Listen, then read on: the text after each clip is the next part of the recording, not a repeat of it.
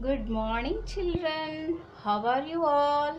Hope you are all staying safe at home, taking all the precautions. You are all missing the school, isn't it? I know. That's why I'm here to take up the virtual classes, means learning through online. My name is Geeta. I'm your second class teacher.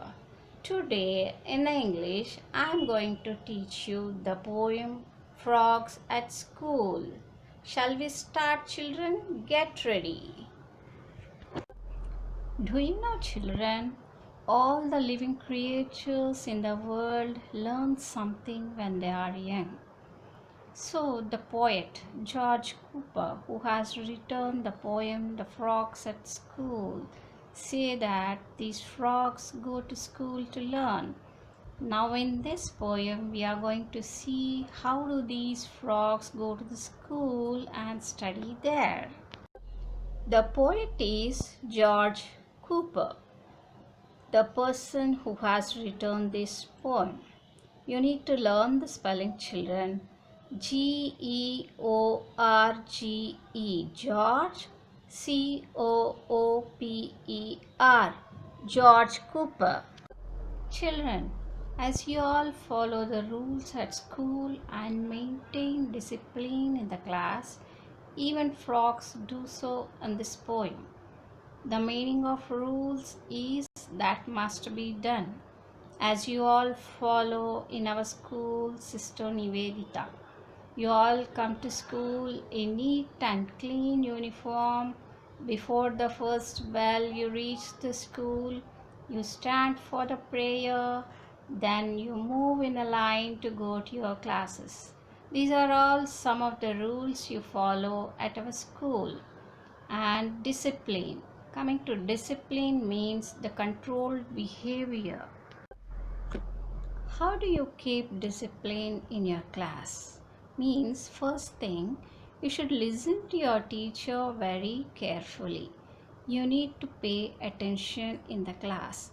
When the teacher is explaining, you should listen with concentration so that you will not miss out any part of the lesson and you can answer all the questions correctly. The second thing is you should follow your teacher's instructions well. Whenever your teacher tells you to take out any particular book and get to the page so and so, you need to do that immediately without wasting the time. And when teacher tells you to write neatly in your books without any spelling errors, you need to do that.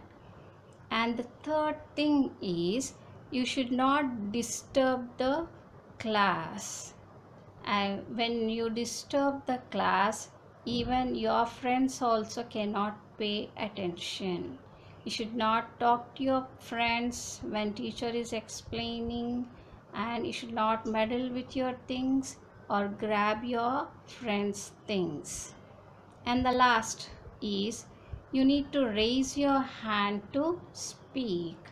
So, whenever you get any doubt, you can raise your hand and you can clarify your doubt with the teacher. And you can even raise your hand when you suddenly remember any incident which is related to the lesson. You can raise your hand and discuss with your teacher. Let's read the poem. 20 froggies went to school down beside a rushing pool. All these little 20 froggies woke up early and got ready to go to school. They went to their school, which was beside a rushing pool. Rushing pool means the heavy flow of water. The water will be moving quickly. That is called a rushing pool. We can even use this word for a car or a bus also. When the bus or a car is moving at a high speed, we can say it's a rushing car, a rushing bus. And usually beside the pool the ground will be very wet and the frogs like to live in such places. Let's read the next two lines of the poem.